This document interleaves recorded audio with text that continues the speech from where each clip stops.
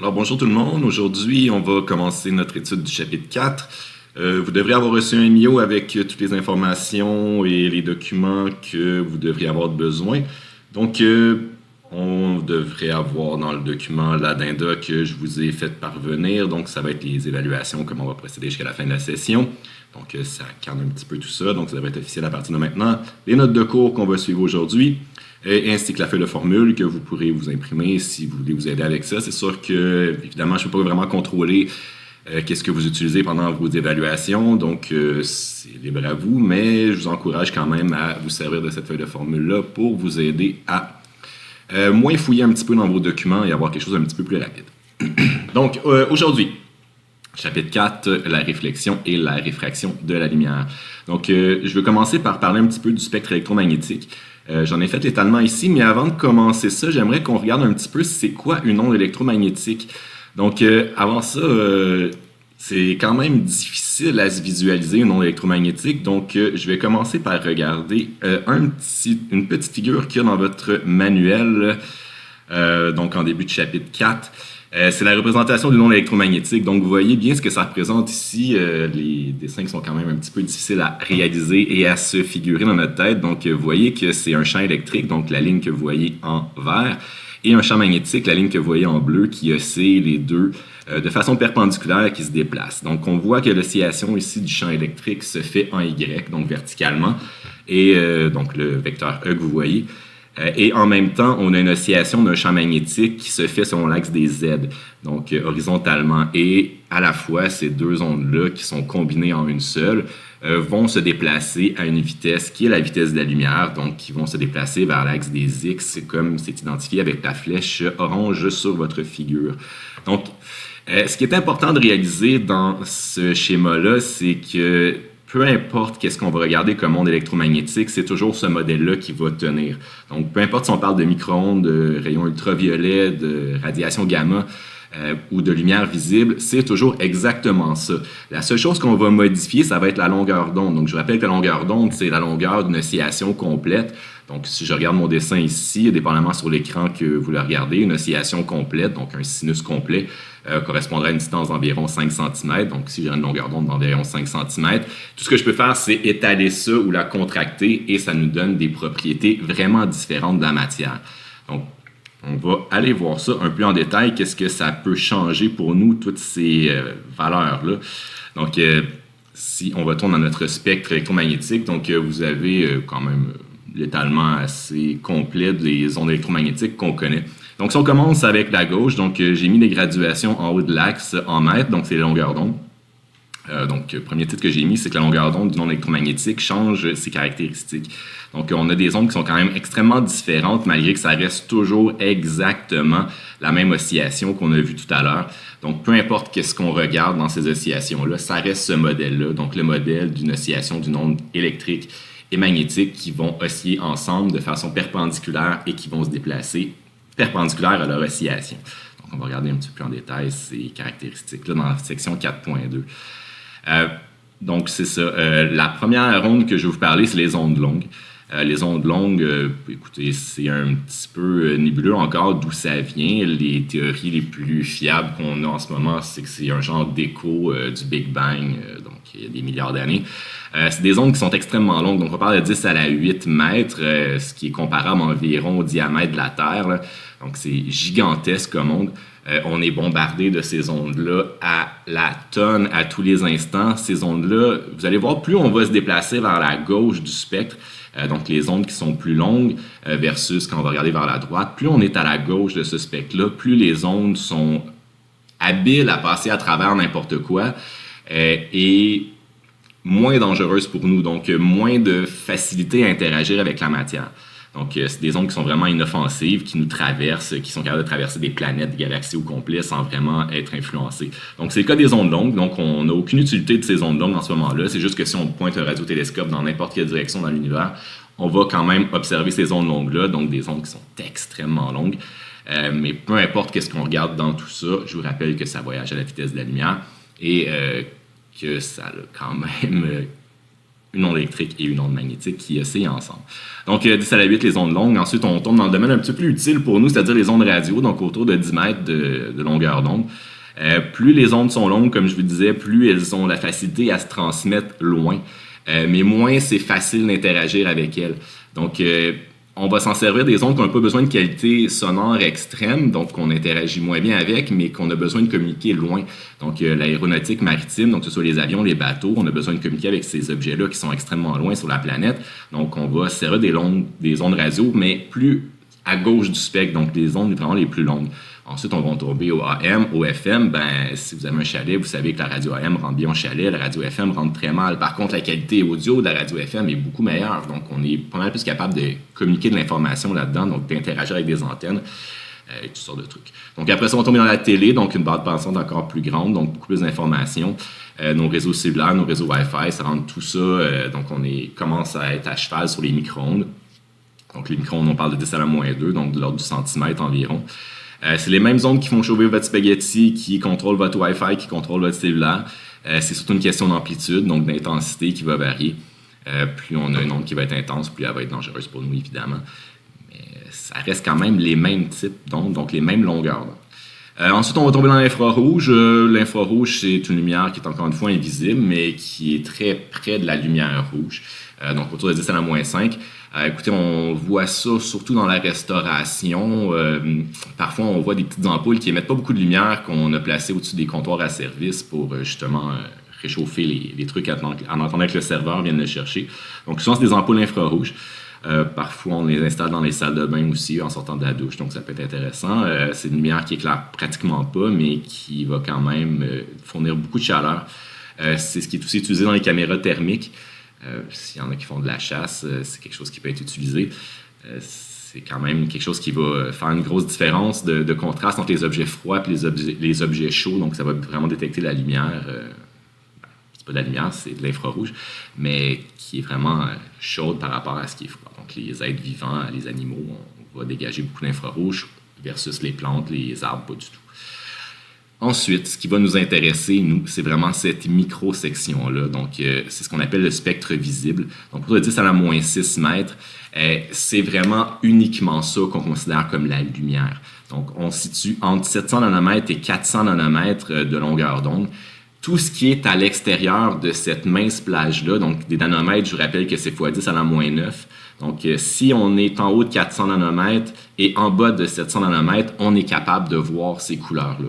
Si on n'est pas dans cette plage de données-là, on ne voit rien. C'est une onde électromagnétique qui est invisible. Les ondes qui sortent de votre cellulaire, qui sortent de votre routeur Wi-Fi, on ne les voit pas. Pourtant, c'est exactement la même chose. Qu'est-ce qui change entre une lumière rouge puis une onde Wi-Fi? Ben, je retourne à notre schéma tout à l'heure, c'est juste la longueur d'onde de ça ici. Donc, plus on va l'étaler, la contracter, on va pouvoir changer la nature de cette onde-là et même sa couleur. Donc, si vous parlez de lumière rouge et de lumière bleue, la différence entre les deux, c'est encore une fois uniquement cette longueur d'onde-là. Donc, on voit que le jaune est à peu près dans le plein milieu, donc autour de 550 environ nanomètres. Donc, c'est là que notre œil est le plus sensible. Les compagnies de marketing le savent très bien. Si vous prenez dans une épicerie, vous savez très bien qu'il y a pas mal d'emballages jaunes, c'est pour attirer notre attention, c'est pas pour rien. Donc, c'est là que notre œil est le plus sensible. Donc, plus on se rend vers le centre de ce pic-là, plus on va être capable d'avoir une grande sensibilité pour notre œil. Mais, encore une fois, les deux données importantes pour nous, c'est le 700 nanomètres, le 400 nanomètres. Si on est à l'extérieur de ça, ben, on est complètement invisible. Plus on va se rapprocher du 700 nanomètres, ben, on va tomber dans les lumières rouges. Plus on va se rapprocher du 400 nanomètres, ben, on va tomber dans les lumières bleues, violet. Puis après ça, ben, si on passe au côté du violet, ben, on tombe dans le ultraviolet, autour de 10 à la moins 7 mètres. Donc là, on commence à tomber dans les lumières qui sont peut-être un petit peu plus dangereuses pour nous. Ces lumières-là vont quand même être nocives si on ne fait pas attention. Donc, vous savez, on met de la crème solaire, c'est justement pour nous protéger de ces lumières ultraviolets-là. Si on ne met pas de crème solaire, ben, ça peut être dangereux pour nous. Ensuite, on tombe dans les rayons X, donc autour de 10 à la moins 10 mètres. Ces rayons X-là, ben, c'est très utile pour justement voir des radiographies, donc aller voir nos os, nos dents, tout ça. Vous savez très bien quand on fait une radiographie, ben, le radiologiste ou l'hygiéniste dentaire ne reste pas dans la salle avec toi, donc te protège avec un tablier de plomb et ensuite sort de la salle. simplement parce qu'elle ne veut pas être irradiée, il ou elle ne veut pas être irradiée. Donc, ces radiations-là sont quand même dangereuses à long terme pour nous. Pour nous, qu'on se fait irradier une petite seconde ou deux, c'est pas trop grave, mais il ne faut pas faire ça trop souvent. Donc, les pires, les rayons gamma, donc, qui viennent de la désintégration nucléaire. Je pense qu'on a une livraison. Les radiations gamma, donc qui viennent de la désintégration nucléaire, mais à ce moment-là, on va avoir quelque chose qui est extrêmement nocif pour nous. Ceux qui ont déjà regardé un petit peu les usines de traitement d'eau, mais on commence à traiter les eaux avec surtout de l'ultraviolet. On pourrait aller jusqu'aux rayons gamma pour traiter notre eau. Donc, ces rayons-là vont tuer les champignons, les bactéries, puis ils peuvent éviter qu'on ait ajouté du chlore dans l'eau. Donc, très intéressant, à ces longueurs d'onde un petit peu plus élevées. Donc, c'est un petit peu l'étendue du spectre électromagnétique connu jusqu'à ce jour. Ça ne veut pas dire qu'on ne va pas en trouver des plus longues, des plus courtes, mais pour l'instant, c'est ce qu'on connaît. Donc, j'en ai parlé un petit peu tout à l'heure, mais on doit regarder un petit peu plus en détail qu'est-ce qui se passe avec la lumière. Donc, ce que j'ai illustré avec le graphique de tantôt, ben, c'est exactement ce que j'ai mis en mots ici. Donc, la lumière, premièrement, ou tous les ondes électromagnétiques sont toujours une combinaison d'un champ électrique et d'un champ magnétique. Donc, le champ magnétique est représenté par la lettre B majuscule vecteur et électrique E majuscule vecteur. Donc, les deux oscillent. Les deux sont toujours perpendiculaires au déplacement de l'onde. Donc, ça en fait une onde transversale. C'est très important de savoir que l'oscillation ne se fait pas dans le sens du déplacement, mais vraiment se fait dans un sens perpendiculaire. Donc, si on retourne à notre schéma tout à l'heure, ben, l'onde se déplace vers l'axe des X. L'oscillation du champ magnétique se fait selon l'axe des Z et l'oscillation du champ électrique se fait selon l'axe des Y. Toujours transversale, donc perpendiculaire à l'axe des X. C'est ça qui en fait une onde transversale. Donc, si on avait une onde longitudinale, bien, l'oscillation, il faudrait qu'elle se fasse selon l'axe des X aussi. Donc, on est perpendiculaire, on est à une onde transversale. Donc, voilà pour la première caractéristique. E toujours perpendiculaire à B, donc jamais on peut les chevaucher, donc ils sont vraiment toujours perpendiculaires. Si on fait le produit scalaire, donc entre le E croix B, donc toujours dans ce sens-là, donc E croix B nous donne la direction de propagation. Donc, si vous appliquez la règle en main droite à ceci, donc E qui s'en va dans le sens de vos doigts par en haut, si on prend le schéma qui est le plus en haut à droite, ensuite on envoie B, nos doigts qui tournent vers B, ben on se retrouve à avoir notre pouce qui s'en va vers l'axe des X. Donc, règle en main droite respectée. Dernier truc, les deux sont sinusoïdales, en phase, même fréquence, même longueur d'onde. Donc, je vous ai écrit les formules qui ressemblent aux formules qu'on avait établies pour les ondes en général. C'est bien rare qu'on va avoir des constantes de phase dans ces trucs-là. On va en avoir dans des données un petit peu plus en détail dans les chapitres 6. Mais d'ici là, on ne devrait pas trop en avoir. Donc, les équations nous donnent notre champ électrique qui est égal à l'amplitude du champ électrique fois sinus de kx moins oméga t. Et ensuite, notre champ magnétique qui est égal à l'amplitude du champ magnétique fois sinus de kx moins oméga t. Donc, c'est sensiblement les mêmes choses qu'on a déjà vues. C'est juste que les amplitudes sont différentes, donc les quantités sont différentes. Les K, donc les nombres d'ondes dans les deux cas sont exactement les mêmes. Les oméga, donc les fréquences angulaires, sont exactement les mêmes dans les deux cas. Ce qui va changer, ça va être les amplitudes. Donc le E0 qui va être donné en Newton par Coulomb et le B0 qui va être donné en Tesla, ce qui va nous donner des quantités un petit peu différentes. Dans tous les cas, ces ondes électromagnétiques-là, dans le vide, se propagent à la vitesse c, qu'on calcule en faisant l'inverse de la racine carrée de notre permittivité du vide et de notre perméabilité du vide. Donc, on arrive avec une valeur quand même assez précise de 299 792 458 mètres par seconde. En pratique, on n'utilise jamais ce chiffre-là. On va toujours prendre 3,00 fois 10 à la 8 mètres par seconde. C'est vraiment la valeur usuelle. Vous pouvez utiliser ça dans tous vos exercices, ça va fonctionner. Vous n'avez pas besoin de pitonner ce gros chiffre-là. C'est sûr que ça peut être intéressant de faire un store dans votre calculatrice, mais c'est vraiment en masse précis de prendre le 3 fois 10 à la 8 mètres par seconde. Une autre caractéristique qui est intéressante, si on veut convertir à l'aide d'un champ électrique, champ magnétique, c'est d'y aller avec la vitesse de la lumière. Donc, ce que ça nous dit, c'est que si on prend le rapport entre le champ électrique et le champ magnétique, ça va nous donner notre vitesse de la lumière tout le temps. Donc, si jamais on a nos valeurs de module d'un champ électrique ou de module de champ magnétique, ben on peut convertir d'un à l'autre en passant par la vitesse de la lumière. Donc, c'est ce que va nous servir cette formule-là, mais sinon, pas grand-chose d'autre. Donc, ça fait pas mal le tour pour les caractéristiques générales de la lumière et de tous les ondes électromagnétiques. Ce qui est important quand même de noter, c'est que cette vitesse-là, c'est une vitesse qui est dans le vide. Quand on va tomber dans un milieu qui est transparent, qui est plus réfractant, donc on va parler d'indice de réfraction bientôt, c'est là qu'on va voir que cette vitesse de lumière-là va être changée. quand même... puis on peut la ralentir pas mal, on va en reparler tout à l'heure. 4.3. Je dois parler un petit peu de la relation entre l'intensité et la distance d'une source lumineuse. Donc, je vous ai fait un petit schéma. Le petit schéma est quand même petit au centre, là, mais vous voyez qu'il y a un S dans le milieu. Donc, on a une source qui est au centre de ces ronds-là. Donc, ces ronds-là, c'est nos fronts d'onde. Donc, allez voir dans le chapitre 3 comment on a défini nos fronts d'onde sonores. C'est exactement la même chose.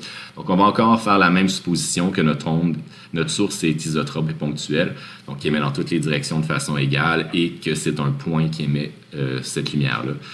Donc, c'est quand même une approximation, mais qui fonctionne assez bien dans l'histoire. Notre distance par rapport à cette source-là va être donnée par mon rayon R. Deux façons de calculer l'intensité. Donc, on peut avoir en fonction du champ électrique ou du champ magnétique. Donc là, je l'ai donné en fonction du champ électrique ici. Si on le fait avec ça, ben, on a besoin d'avoir le champ électrique efficace. Le champ électrique efficace, c'est pas trop compliqué. Tout ce qu'on a à faire, c'est prendre la valeur du champ électrique efficace, en fait, notre valeur d'amplitude de champ électrique est divisée par racine de 2. Cette valeur-là, ça vient dans le fond de la moyenne des valeurs qu'on va avoir de notre champ électrique. Le champ électrique est un sinus, si on retourne à notre petit schéma tout à l'heure. Donc, si je regarde juste mon champ électrique, ma ligne verte, vous voyez que c'est un sinus qui oscille comme ça. Si je prends vraiment la moyenne horizontale de tous ces E-là, il faut que je la mette en valeur absolue avant, on aurait une moyenne là-dedans qui serait égale à cette valeur-là, donc notre amplitude qui est la valeur extrême, divisée par racine de 2. Donc, ça nous donne vraiment la moyenne de tout ça ici, qui serait à quelque part, une ligne à quelque part comme ça, ici environ. Pas quelque chose que vous aurez très souvent à calculer, mais si jamais vous avez besoin, c'est de là que ça vient. Donc, soyez bien à l'aise avec cette formule-là, de ne pas l'utiliser non plus avec le champ électrique nécessairement, et pas non plus de l'utiliser avec la perméabilité du vide. Vous pouvez convertir à l'aide de la formule ici si vous voulez passer en champ magnétique, et vous pouvez convertir à l'aide de la formule ici si vous voulez passer avec la permittivité du vide. Il n'y a pas vraiment d'intérêt, mais si jamais vous voulez faire ça, vous pouvez le faire. Pour ce qui est des constantes de permittivité et de perméabilité du vide, je ne les ai pas indiquées ici. J'ai déjà donné précédemment dans le cours, sinon vous les avez dans la première page de votre manuel. Ils sont là. Donc, juste en ouvrant votre manuel, la première page, ils sont directs là. Deuxièmement, un petit peu qu'on a fait avec le son. On a une influence en fonction de la distance. Donc, c'est sûr que plus on s'éloigne d'une source sonore, plus l'intensité diminue. C'est la même chose pour la lumière. Donc, plus on va s'éloigner d'une source sonore, moins l'intensité perçue va être importante.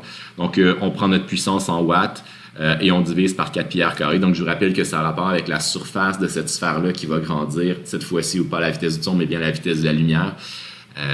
Donc, plus on va s'éloigner de là, R, qui est la distance avec la source, ça va nous donner notre intensité. Donc, on va calculer en watts par mètre carré, comme je vous ai identifié ici. Donc, ça ne change absolument rien ici.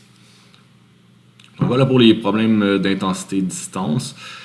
C'est pas les pires. Vous allez avoir d'autres petits problèmes par rapport à ça, mais ça devrait bien aller. Pression de radiation maintenant. Donc la pression de radiation, c'est un phénomène quand même assez intéressant qu'on utilise très peu sur Terre. C'est surtout des phénomènes qui vont se passer dans l'espace où il n'y a pas d'air, donc aucune résistance de l'air parce que sur Terre, c'est très négligeable. Puis en plus, la gravité devient beaucoup trop importante pour compenser ça. Ce qu'il faut savoir, c'est que la lumière... là, on a parlé à date de lumière vraiment comme une onde. On va voir un petit peu plus tard dans la session que la lumière est aussi une particule en même temps. Donc, on va appeler le photon. Notre ami Einstein nous a démontré ça en 1915. Là, on va voir son expérience sur l'effet photoélectrique un petit peu plus tard dans le chapitre 10, si je me rappelle bien. Super intéressant, mais ce qu'il faut garder en tête, que c'est vraiment la lumière, c'est à la fois une onde et une particule. Donc, il faut vraiment s'imaginer que chaque objet qui est éclairé est frappé par ces petites particules-là. Ces petites particules-là qui frappent l'objet se déplacent à la vitesse de la lumière. Même si elles n'ont pas de masse, comme elles vont à une vitesse qui est extrême, elles vont exercer une petite poussée sur l'objet qui est frappé par la lumière. Cette force-là ou cette pression-là, on l'appelle la pression de radiation. En réalité, ça vient d'un transfert de quantité de mouvement. Si on a une lumière qui frappe un objet, la quantité de mouvement va rentrer en collision avec le deuxième objet et va effectuer un transfert. Donc, je vous rappelle, la quantité de mouvement, c'est une quantité qui est pas mal toujours conservée. Je vous ai fait un petit rappel de quantité de mouvement ici. Je sais que ça fait quand même longtemps pour plusieurs d'entre vous. Donc, la quantité de mouvement avec la quantité P, donc P majuscule quand on a plus qu'un quart, donc je vais le travailler en une dimension, donc en X. Comme la quantité de mouvement est toujours conservée, ce qu'on a, c'est que la quantité de mouvement initiale en X va être égale à la quantité de mouvement finale en X. Donc, si j'ai deux objets qui collisionnent, la quantité de mouvement est toujours calculée par la masse fois la vitesse. Donc, on va avoir la quantité de mouvement initiale du premier objet, donc M1 V1X, plus la quantité de mouvement initiale du deuxième objet va être égale à la quantité de mouvement du premier objet final plus le deuxième objet au final. Donc, j'ai des I et des F pour identifier initial puis final. Donc, ça, c'est vrai en tout temps, à chaque fois qu'on a une collision, peu importe si c'est de la lumière ou pas de la lumière, à chaque fois qu'on a deux trucs qui collisionnent, la quantité de mouvement est toujours conservée. Donc, nous, on va y aller avec un exemple peut-être un petit peu plus simple. On va partir avec une cible qui serait immobile. Donc, j'ai une cible qui est immobile, puis je viens frapper cet objet-là. Qu'est-ce qui va se passer? C'est que la vitesse initiale du deuxième objet, elle était nulle. Donc, on va enlever ce terme-là ici. Donc, on va se retrouver à l'équation comme j'ai identifié ici. Donc, on se retrouve simplement à avoir la quantité de mouvement de l'objet qui vient frapper ma cible, qui va être transférée ensuite à la quantité de mouvement finale entre l'objet 1, sa nouvelle vitesse, et l'objet 2. Donc, l'idée, c'est qu'ici, il faut regarder que c'est toujours de la lumière qu'on va frapper dans notre cas. Donc, il y a deux choses qui vont se passer, deux situations extrêmes qu'on va devoir regarder. La première, c'est le cas où la lumière va être absorbée totalement par un objet. Donc, on s'imagine un objet qui est noir, qui va être frappé par la lumière, donc qui va complètement absorber cette lumière-là. Dans ce cas-là, qu'est-ce qui se passe? C'est que le photon, à la fin, n'existe plus. Donc, il vient frapper notre source lumineuse et à ce moment-là, il ne bouge plus après, il est absorbé. Donc, comme il se retrouve au complet à l'intérieur de notre objet 2, la quantité de mouvement de notre photon va être égale à la quantité de mouvement de notre objet final, donc l'augmentation de la quantité de mouvement. Donc, on va avoir un transfert de quantité de mouvement qui va donner une petite impulsion à cet objet-là. Ça, c'est dans le cas de l'absorption totale. Donc, on voit que le photon n'existe plus à la fin, mais notre objet qui était immobile au départ va avoir une petite quantité de mouvement à la fin. Bon, je ne vous cacherai pas que la quantité de mouvement d'un photon, ça ne se calcule pas comme ça. On va voir ça dans le chapitre 10, encore une fois. C'est quand même un petit peu différent. Là, comme on n'a pas de masse pour le photon, on ne peut pas vraiment la calculer comme ça. Donc, on va voir ça plus tard. Ce n'est pas les formules qu'on va utiliser exactement, mais je voulais quand même vous expliquer d'où ça venait. Puis la nuance entre une absorption totale, donc un objet qui est noir, et la réflexion totale, donc un objet qui est réfléchissant. Dans le cas qu'un objet est réfléchissant, le photon qui va frapper notre cible, après ça, va être réfléchi en direction opposée. Qu'est-ce que ça fait? C'est que à la fin, je suis un petit peu ici qui ne devrait pas être là, à la fin, qu'est-ce qui va se passer? C'est que la quantité de mouvement initiale et la quantité de mouvement finale de cet objet-là va être transférée à mon objet 2. Là, vous allez me dire, il y a un moins, donc ça s'annule. Mais non, ce n'est pas le cas parce que c'est une quantité qui est vectorielle. Donc, c'est une composante en X. Si mon photon arrivait comme ça et réfléchit dans l'autre sens, la vitesse initiale est en direction opposée de sa direction finale. Donc, le signe est inversé. Donc, si je suppose que ma direction était positive en X ici, elle va être négative en X ici. Donc, qu'est-ce qui va se passer? C'est qu'en réalité, ces deux quantités-là, ça va doubler ma quantité de mouvement qui va être transférée au niveau de la réflexion. Donc, un objet réfléchissant va réfléchir 2 fois plus de lumière. Donc, vous allez me dire à quoi ça sert tout ça. Il y a quelques situations qu'on peut observer. Donc, premièrement, la situation qu'on observe quand même le plus fréquemment, qui est quand même vraiment loin d'être fréquent, c'est la queue d'une comète. Une comète, c'est quoi? C'est un objet qui voyage autour du Soleil. Donc, c'est tout simplement quelque chose qui décrit une ellipse en orbite autour du Soleil. Donc là, ici, on aurait un mouvement qui serait dans le sens horaire. En réalité, on ne sait pas vraiment, ça n'a pas vraiment d'importance. Mais ce qu'il faut vraiment toujours remarquer, c'est la queue de la comète. Là.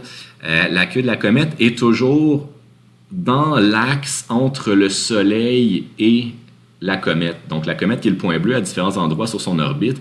Si on remarque bien, la queue est toujours derrière le Soleil. Donc, c'est le Soleil qui va souffler sur les petites particules de poussière et de gaz qui sont autour de cette comète-là et qui vont les extraire.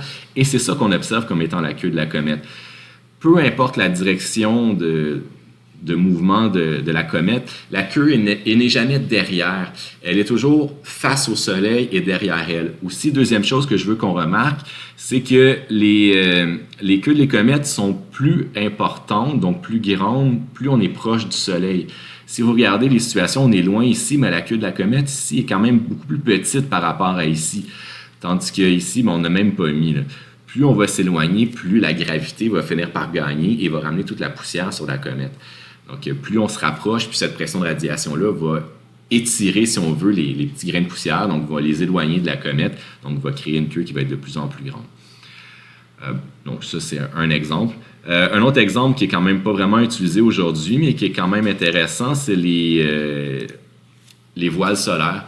Donc, ça, c'est un rêve d'astronome quand même, d'aller visiter d'autres planètes, c'est sûr.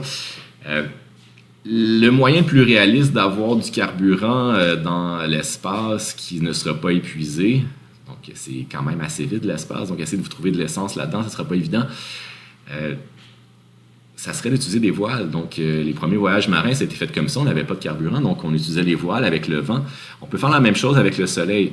Donc avec le soleil, on peut se faire éclairer à l'aide d'une voile. L'idée, c'est d'avoir une voile qui est le plus réfléchissante possible. Donc, on va installer ça devant notre vaisseau spatial et ça va nous propulser. Malheureusement, c'est une pression qui est très faible, donc ça va prendre beaucoup de temps avant d'atteindre une vitesse intéressante, mais ça va nous donner quand même un vent qui va durer quand même longtemps.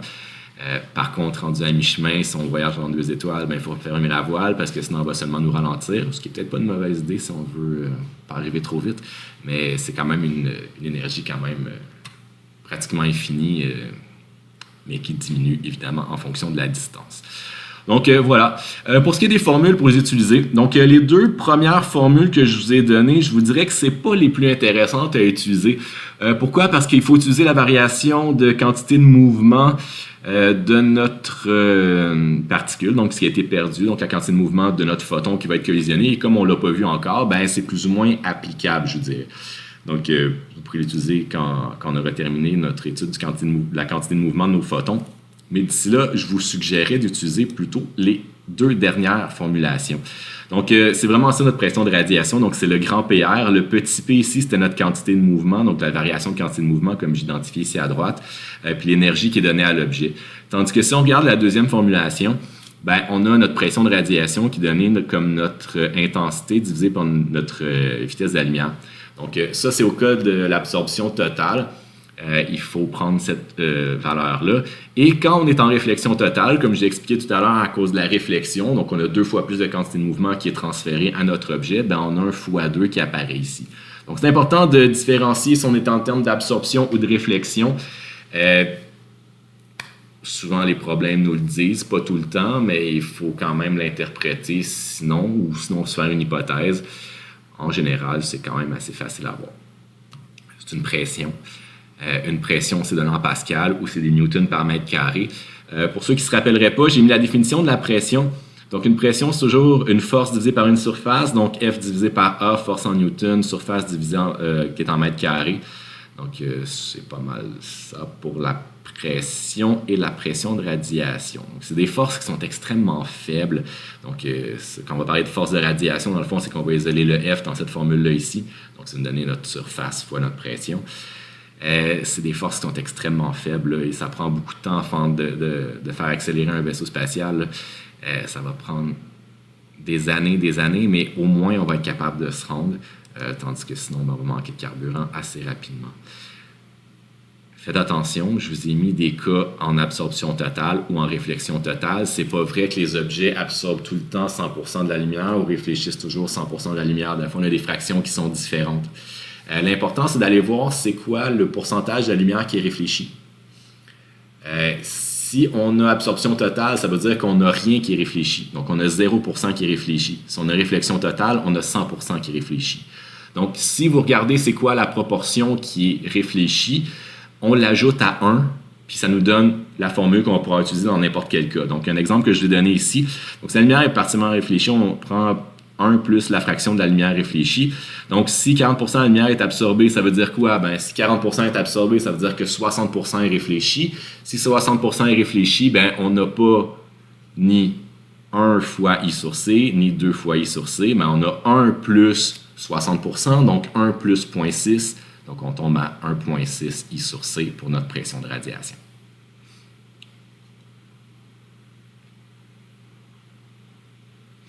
Je vous ai fait un petit exemple. Je le laisse en bas de page pour ceux qui aimeraient ça le regarder et l'essayer avant que je fasse la solution. Donc, je vous en fais la lecture, je l'explique, puis ensuite, on fera la résolution. Donc, une poussière sphérique de masse volumique ρ est égale à 3,5 fois 10 à la 3 kg par mètre cube et de rayon R. Donc, le grand R, ça va être le rayon de la poussière. Elle est en orbite, cette poussière-là en orbite à une distance R du Soleil. Petit r va être la distance avec le Soleil. Le Soleil émet une puissance radiative de 3,9 fois 10 à la 26 watts. La poussière absorbe 100% de la lumière, quel doit être son rayon pour qu'elle soit à l'équilibre. Juste avant de répondre à ça, j'aimerais juste revenir à l'intensité ici. Vous allez voir dans plusieurs manuels, au lieu d'intensité, on utilise parfois irradiance ou même radiance. Ça veut dire la même chose. C'est l'intensité lumineuse, tout ça c'est synonyme. Donc si vous voyez irradiance ou radiance, là on cherche l'intensité en watts par mètre carré, donc c'est exactement la même chose. Donc si on revient à notre problème. Donc quel doit être son rayon? Donc le rayon de la poussière pour qu'elle soit à l'équilibre. Si on veut être à l'équilibre, premièrement, qu'est-ce que ça veut dire? Ben, un système qui est à l'équilibre, c'est un système où la somme des forces est égale à 0. Donc, à ce moment-ci, on va avoir deux forces qui vont être en équilibre. Donc, je n'ai pas fait le schéma ici, mais si on regarde sur le truc de la comète, ça pourrait être un schéma qui ressemble à ça. Donc, si notre poussière, elle est ici, elle va être une distance petit r du Soleil et son rayon grand R serait le rayon de la poussière elle-même ici. Qu'est-ce qu'on va avoir à ce moment-là? On va avoir une force d'attraction qui va être vers le centre, ce qui va jouer le rôle de force centripète. Donc, ça va être notre force de gravité. Et de l'autre côté, ce qui va pousser sur la poussière, ça va être notre force de radiation. Donc, ça va être la sommation de ces deux forces-là qui devrait donner 0 en termes de vecteur. La seule façon que ces deux forces-là s'annulent, c'est bien sûr que leur module soit égal. Donc, on va commencer à faire l'hypothèse que la force de radiation doit être égale à la force gravitationnelle pour être à l'équilibre. On ne se rappelle probablement pas de la formule de la gravitation universelle, donc je l'inclus. Vous avez vu ça en secondaire 5, si vous n'avez pas le temps de le revoir en mécanique au cégep, mais c'est pas grave si on ne s'en rappelle pas, je l'ai mis. Donc, la force de gravitation universelle est donnée par la constante grand G, donc le produit des deux masses qui s'attirent et la distance au carré. Donc, je rappelle, c'est quoi la gravité? C'est tout simplement deux masses, ça s'attire. Peu importe c'est quoi ces deux masses-là, plus les deux masses-là vont être importantes, plus la force va être importante, et plus la distance va être faible entre ces deux masses-là, plus cette force-là va être importante. Donc, c'est ce que représente cette force-là, qu'on calcule en Newton, bien sûr. La constante G, donc la constante de la gravitation universelle, je l'ai inclus ici, donc c'est 6,67 fois 10 à la moins 11 newton fois mètre carré par kilogramme carré. On va prendre grand M comme étant la masse du Soleil, donc on a évalué à 1,99 fois 10 à la 30 kg. Donc une fois que vous avez ça, vous devriez être capable de tout faire. Donc si vous voulez l'essayer, c'est le temps de faire pause et de le partir. Sinon, ben moi, je continue ma solution. Donc première chose qu'on va faire, on va évaluer c'est quoi la force de radiation. Pour avoir la force de radiation, qu'est-ce qu'on va dire? Ben, on va partir de notre formule de pression de radiation. Donc, une pression, c'est tout simplement une force divisée par une surface. Donc, on va dire que notre force de radiation, c'est ma pression de radiation fois cette surface-là. Donc, faire attention ici pour la surface qu'on va utiliser. Donc, la surface qu'on va utiliser, c'est pierre carrée. Je sais que plusieurs d'entre vous auraient tendance à peut-être prendre la moitié de la surface d'une sphère. Ça ne serait pas bon. Pourquoi? Parce que notre sphère n'est pas toute éclairée perpendiculairement. Si on voudrait que ça soit la moitié de la sphère qui est... C'est vrai que si on prend une sphère qui est éclairée mais par une source lumineuse qui est d'un côté, il y a juste la moitié de la sphère qui est éclairée. Mais le côté qui est à l'extrême est vraiment éclairé de plein fouet, tandis que la lumière qui est en haut, qui est vraiment... qui va juste effleurer ici, donc qui va être tangente à la surface qui est en haut, ne va pas faire une grande pression. Comme on a trouvé pour faire la moyenne de tout ça, ben on évalue c'est quoi la lumière qui a été volée, si on veut. Donc, imaginez-vous qu'on prend une sphère, on l'éclaire avec une lumière d'un côté, mettez-vous un écran de l'autre côté, ça va être quoi la forme de l'ombre? Ben, ça va être un cercle. Mais le cercle qui est l'ombre, la lumière qui a été volée à cette sphère-là, c'est la surface efficace ou la surface transversale à l'onde de radiation. Donc, c'est pour ça qu'on va se servir de pi r carré. Donc, on va avoir que notre pression de radiation fois pi r carré va donner notre force de radiation. Ensuite, on va supposer que la distance, la poussière, ben, ça ne réfléchit pas la lumière. Donc, j'ai pris pour absorption totale. Donc, on va être obligé de prendre I sur C. Si ce n'est pas spécifié dans le problème, il faut absolument faire une hypothèse du genre. On n'est pas sûr, ben, on vérifie, mais une poussière, ça ne réfléchit pas la lumière. Donc, si on a des surfaces plus brillantes, ben, à ce moment-là, on va devoir connaître le pourcentage. Donc, moi, j'ai pris I sur C pour notre pression de radiation. Puis ensuite, ben, il faut transformer notre intensité. Donc, pour avoir notre intensité, comment on fait? Ben, notre intensité, je vous rappelle qu'elle est donnée par la puissance de la source divisée par 4 pi r carré. Donc, c'est ce que j'ai remplacé. Donc, on se retrouve à avoir la formulation maintenant ici, qui commence à être un petit peu lourde à lire. Donc, puissance de la source divisée par 4 pi r carré, C fois pi grand R carré. Donc, il faut vraiment faire attention ici, qu'est-ce qui est grand R, qu'est-ce qui est petit r. Donc, je vous rappelle que grand R, c'est le rayon de la poussière et petit r, qui est la distance avec le soleil, qu'on ne connaît pas. On ne nous a pas donné. Donc, on espère que ça va simplifier un petit peu plus tard dans le problème. Vous savez bien que oui. On a un pi en haut, en bas, je l'ai simplifié. Donc, on se retrouve à avoir notre formulation de force de radiation qui est égale à ce que j'ai ici, que je n'arrive pas à souligner comme il faut. Donc, voilà. Ensuite, on va mettre ça égal à notre force gravitationnelle, donc notre gravitation universelle. Donc, on va avoir G, M, petit m, grand M sur petit r au carré. Donc, PS va être égal à 4, etc. Donc, on voit tout de suite que nos petits r au carré vont simplifier. Donc, on n'avait pas besoin de cette information-là. Donc, la gravité diminue en fonction de la distance au carré ainsi que l'intensité. Donc, les deux vont s'annuler. Donc, on n'a pas vraiment besoin de ça. Ils vont se simplifier, ils vont se barrer. La chose que je vais faire ici dans cette ligne-là, c'est d'essayer de m'occuper de la masse de la poussière. La masse de la poussière, on ne la connaît pas. Ce qu'on nous donne, c'est la masse volumique. Puis on nous dit que c'est une sphère. Donc, si c'est une sphère, ben, on sait que la définition de la masse volumique, c'est la masse sur le volume. Donc, si je donne la masse là-dedans, ben, ça me donne la masse volumique fois le volume. Le volume d'une sphère, c'est 4 tiers de pi r cube. Donc, on se trouve à avoir notre petite formule ici. Ensuite, tout ce que j'ai fait, c'est remplacer ce petit m-là. Je l'ai glissé dans cette formulation-là ici. Je me suis retrouvé à avoir la formulation qui est ici. J'ai des grands R de chaque côté. Je peux en enlever 2 puissances ici, en enlever au complet ici. J'isole ce grand R-là. J'arrive à 3 puissance de la source divisé par 16C grand G rho pi M. Tous des trucs que je connais. Donc, la puissance de la source, je vous l'ai donné. Donc, 3,9 fois 10 à la 26. 16, c'est un chiffre qu'on connaît bien. C'est la vitesse de la lumière, donc 3,00 fois 10 à la 8 mètres par seconde. Grand G, j'ai donné en plus haut, 6,67 fois 10 à la moins 11. Une masse volumique, on l'a dans l'énoncé. Pi et grand M, la masse du Soleil que je vous ai donné ici. On arrive à 1,7 fois 10 à la moins 7 mètres. Donc voilà. Maintenant, trucs qui nous reste à faire. C'est pas les choses les plus compliquées, c'est des choses que vous avez vues au secondaire.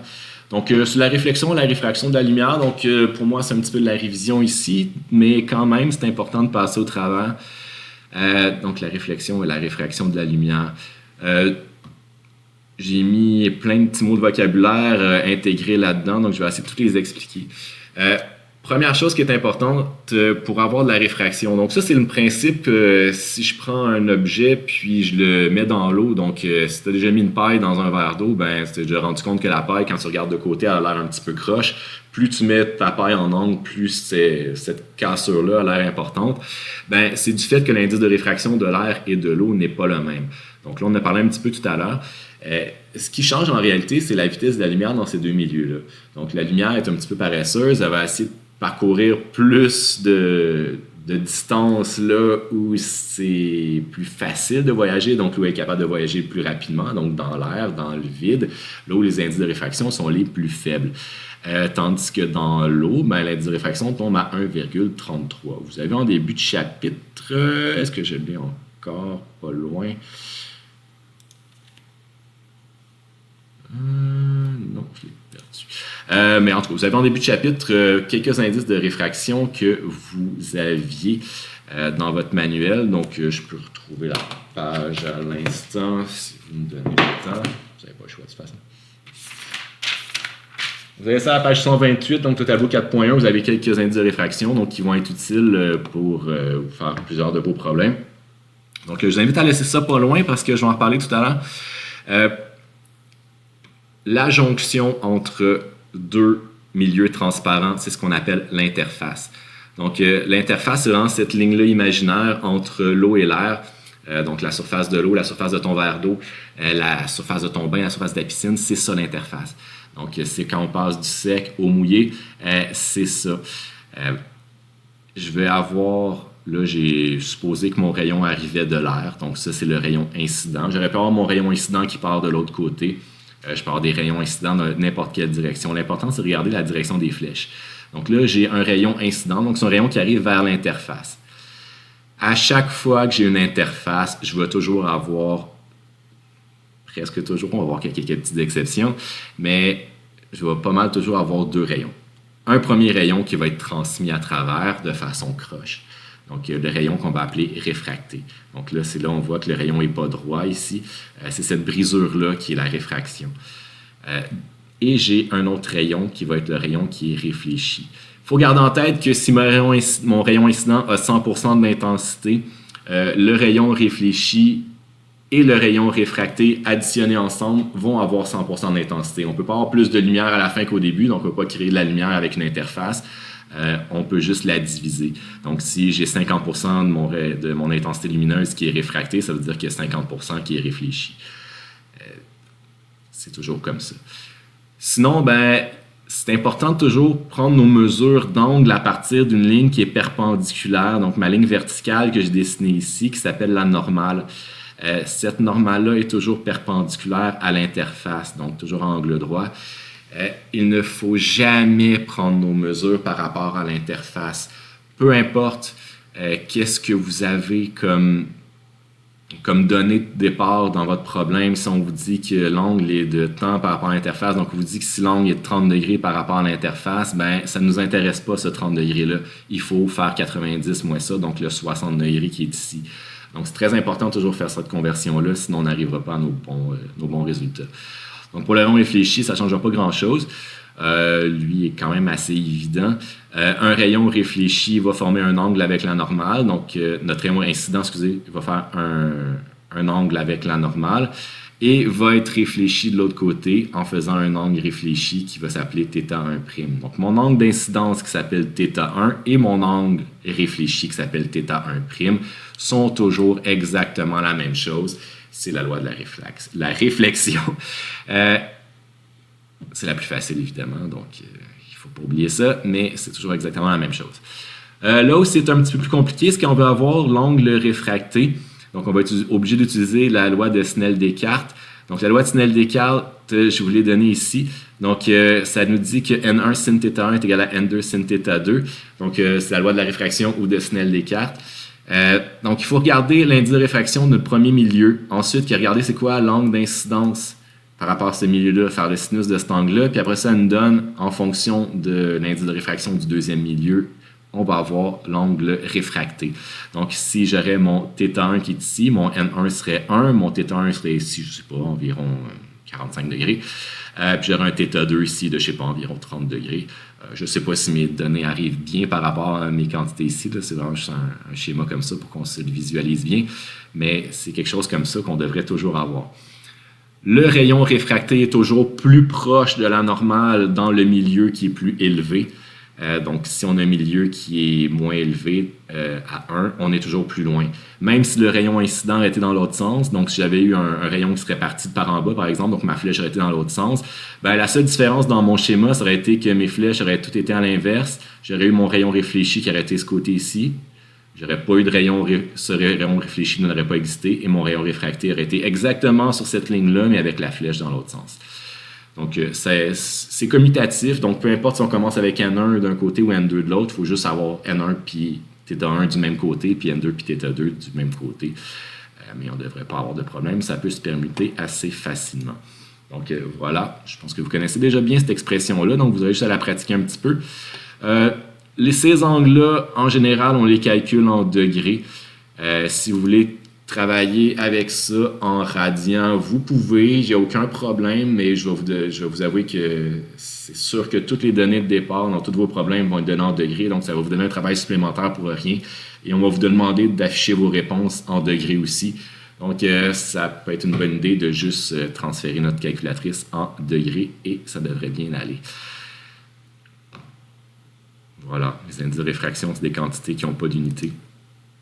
Donc, pour calculer un indice de réfraction, c'est pas plus compliqué que de regarder c'est quoi la vitesse de la lumière dans ce milieu-là. Donc, au lieu d'aller à la vitesse de 3 fois 10 à la 8 mètres par seconde, cette vitesse-là est diminuée. De combien elle est diminuée? Ben, ça dépend de l'indice de réfraction. Plus l'indice de réfraction va être élevé, plus cette vitesse-là est lente. Ce n'est pas si dramatique que ça. Ça reste des vitesses qui sont extraordinaires quand même. C'est les vitesses les plus élevées de notre univers puis même selon Einstein, on ne devrait jamais être capable de dépasser cette vitesse-là de 3 fois 10 à la 8 mètres par seconde. Mais ça diminue un petit peu quand même. Donc, ce pas des facteurs qui sont... ça reste des vitesses qui sont fantastiques, là, mais ce n'est pas constant. Donc, on tend à dire que la vitesse de la lumière ne change pas, mais elle peut changer dans un milieu qui est plus réfractant. Donc, voilà, je vais indiquer ici V, la vitesse de la lumière dans le milieu, N. Donc, peu importe c'est quoi ce milieu-là, on va l'avoir. Donc, si vous regardez votre tableau de la page 128, là, vous avez les indices de réfraction de différents milieux. Ça vous permet de calculer c'est quoi la vitesse de la lumière dans ces milieux-là en fonction de N. Donc, tout ce que vous avez à faire, c'est de prendre la vitesse de la lumière divisée par cette valeur-là. Ça va vous donner votre V. Deuxième chose, l'indice de réfraction varie aussi en fonction de la longueur d'onde. C'est pas toutes les longueurs d'onde qui vont être influencées de la même façon par un milieu réfractant. Les deux exemples que je vous ai inscrits ici, c'est le prisme et l'arc-en-ciel. Tout le monde a déjà vu c'est quoi un prisme. Un prisme, c'est quoi? Ça prend une lumière qui est blanche et après ça, ça va avoir de l'autre côté, ça va faire apparaître l'arc-en-ciel. Donc l'arc-en-ciel, c'est la combinaison, dans le fond, de la lumière blanche. Qu'est-ce qui se passe? C'est que la lumière n'est pas déviée au même angle de l'autre côté. Donc, on va avoir le bleu qui va être dévié différemment du rouge et toutes les autres comme ça aussi. Donc, la relation, c'est que c'est inversement proportionnel. Plus la longueur d'onde est petite, plus l'indice de réfraction devient élevé, donc plus la déviation devient importante. Donc, c'est ce que vous allez pouvoir voir là-dedans. C'est aussi des principes qui nous expliquent les arcs-en-ciel. Donc, l'arc-en-ciel, c'est quoi? Ben, c'est une double réfraction à travers une goutte d'eau. La goutte d'eau a un indice de réfraction qui est différente de l'air. Donc, quand on a une température qui est ensoleillée et avec de l'eau qui est dans l'air, ben, on peut voir apparaître les arcs-en-ciel. Donc, on diffracte la lumière. Ce phénomène-là, on appelle ça la dispersion chromatique. Donc, on disperse la lumière, on disperse les différentes couleurs. Donc, c'est de ça qu'on appelle la dispersion chromatique.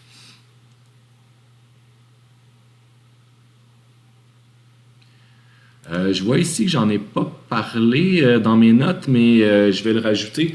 Il y a aussi la température qui va faire changer l'indice de réfraction. Si vous avez déjà remarqué, quand on met, disons, un cube de glace dans un verre d'eau, ben, autour de ce cube de glace-là, il se forme un genre de halo, si on veut, qui est un petit peu embrouillé. Si vous ajoutez de l'eau froide dans un bain chaud, vous allez voir le même genre de phénomène. C'est pourquoi? Ben, c'est parce que la température est différente. On le voit l'hiver aussi quand on ouvre une fenêtre dans notre voiture. On voit sur le bord de la fenêtre, on voit une espèce d'effet embrouillé. C'est cette différence de température-là qui crée cet effet-là. La différence de température change l'indice de réfraction. J'ai envie de parler rapidement d'une expérience qui a été réalisée en Californie par, je ne me rappelle jamais de son nom, là, mais une chercheure PhD en physique. Écoutez, son expérience, c'est tout simplement un petit cube de sel. Elle fait passer un laser là-dedans, puis elle refroidit tellement son cube de sel que la lumière, ça y prend à peu près une demi-heure avant de passer à travers 1 centimètre de sel. Là. Vous imaginez à quel point il faut que ça soit froid. Là. Donc, dans sa publication, elle prétendait que son cube de sel était l'endroit le plus froid de l'univers. Tendance à la croire, là, mais en même temps, qu'est-ce qu'elle en sait? Mais ça reste quand même quelque chose qui peut changer grandement. Donc, il y a une influence avec la température aussi. Ça ne va pas nous toucher, nous autres, au niveau du cours, mais c'est quelque chose que je trouve important de mentionner. La dernière petite chose que je voulais faire avec vous aujourd'hui, c'est la réflexion totale interne. Si on passe d'un milieu qui est plus réfractant à un milieu qui est moins réfractant. Donc, j'ai fait un petit peu l'inverse du schéma qu'on avait fait précédemment dans la section 4.5. C'est que là, on va prendre notre rayon qui part du milieu de l'eau et qui va se rendre dans l'air. Donc là, comme j'expliquais tout à l'heure, on va avoir un premier rayon qui va être incident et qui va être réfléchi à un angle équivalent. Donc là, mon angle d'incidence, ce serait lui. Mon rayon incident, c'est lui. Mon rayon réfracté, c'est lui. Mon angle réfracté serait lui ici. De l'autre côté, j'ai ma normale qui est toujours perpendiculaire à mon interface et j'ai mon rayon qui est réfracté qui est lui. Donc là, comme on passe d'un milieu qui est plus réfractant à un milieu qui est moins réfractant, le rayon réfracté, au lieu de s'approcher de la normale, va s'en éloigner. Donc je vous rappelle que à chaque fois qu'on est dans un milieu qui est plus réfractant, on est plus proche de la normale que si on est dans un milieu qui est moins réfractant. Donc on va s'éloigner. Donc la déviation se fait dans l'autre sens. Si on augmente le rayon, l'angle d'incidence, qu'est-ce qui va se passer? On peut l'éloigner jusqu'à une certaine limite.